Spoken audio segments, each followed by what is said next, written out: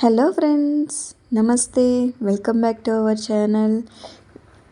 నేను ఈరోజు వచ్చేసి సుర్మా ఫిష్ అనేది చేస్తున్నానండి. ఇది చాలా బాగుంటుంది.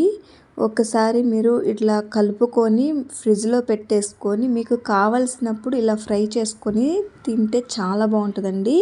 ఇవి వచ్చేసి రేట్ వచ్చేసి 750 అలా ఉంటుందండి, 700 అలా ఉంటుంది.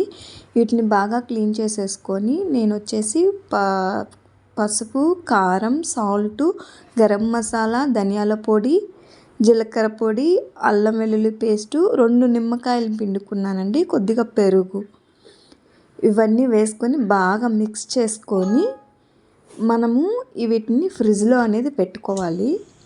వీటిని ఫ్రిడ్జ్లో 1 గంట తర్వాత తీస్తున్నానండి నేను ఫ్రిడ్జ్లో నుంచి. దీనికి మనకు వచ్చేసి ఇడ్లీ పిండి ఉంటుంది కదా, ఇడ్లీ రవ్వ తీసేసుకొని ఇందులో సాల్టు, కారం వేసుకొని బాగా మిక్స్ చేసేసుకొని ఇందులో మనము ఆ ఫిష్ అనేది ఇందులో ఈ రవ్వలో అద్దుకొని మనం ఫ్రై అని చేసుకోవాలండి. సుర్మా రవ్వ ఫ్రై అంటారు, రవ్వ ఫ్రై. ఇలా వేసేసుకొని మధ్య మధ్యలో మనము ఇలా తిప్పుకుంటూ ఉన్నామంటే మనకి ఇలా వేగిపోతాయండి. ఇంతే అండి, సుర్మా రవ్వ ఫ్రై అనేది చాలా బాగుంటుంది.